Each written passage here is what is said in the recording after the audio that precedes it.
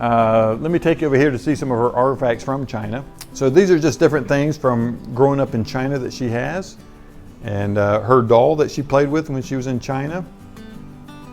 And some of my great grandfather's.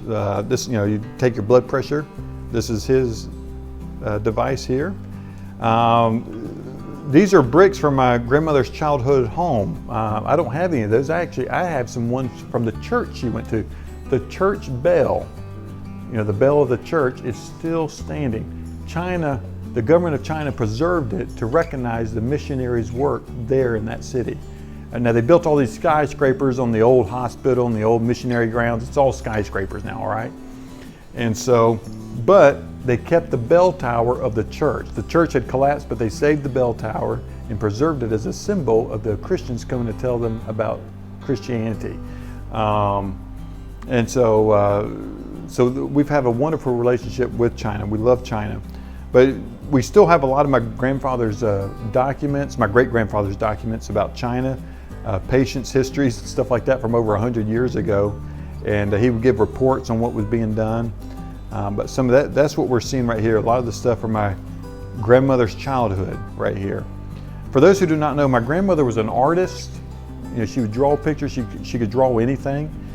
She was a poet. She could write poetry like crazy. She was very gifted in that. She could write books. And so my grandmother was very acute on a lot of things.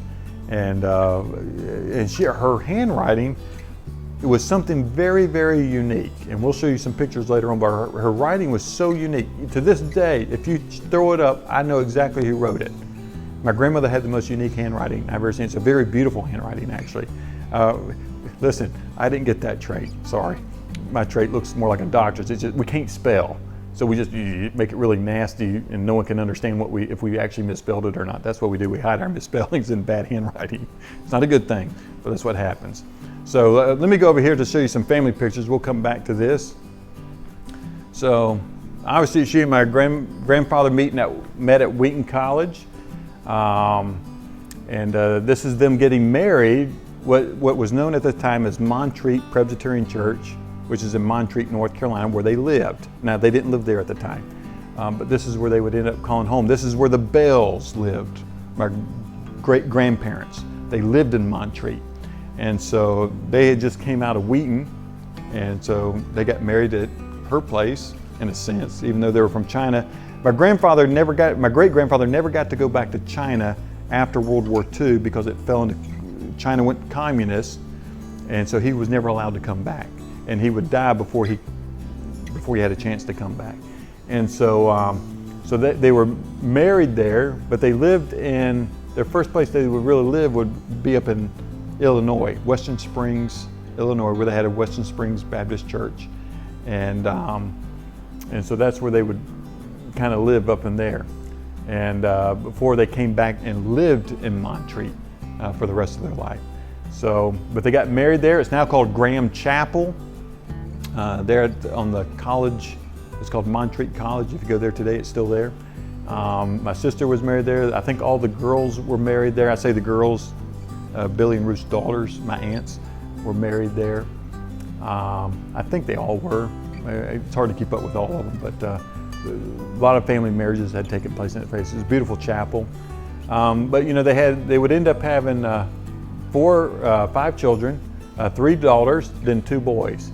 And my father, Franklin Graham, right here, is the oldest son. Ned's the youngest of all of them, but it goes Gigi. Her name's Virginia, but Gigi is a Chinese word. In China, you would pronounce it JJ. JJ. If you still see a Chinese person, they'll still say the word JJ. It means big sister, older sister. And so, because she was the firstborn, which my aunt said that Billy and Ruth Graham loved her longer than anybody else of the kids, because she's the oldest. She was around the longest. But didn't love her more, loved her the longest. And so Gigi, we call her Aunt Gigi. Gigi's the oldest. Then there's Anne Graham Watts. Many people would know who Anne Graham Watts, there in the blue dress. Then we have what you would know as Ruth. Ruth is the third, That's her name, but we call her, our family name for her, we call her Aunt Bunny. She was always known as Aunt Bunny. So you may hear me refer to Aunt Bunny. That's who it is. It's Aunt Bunny's Ruth. Then my dad, and then Ned. Ned came significantly a few years after my dad, but they were all about 2 years apart, the first four. Then Ned came just a number of years later.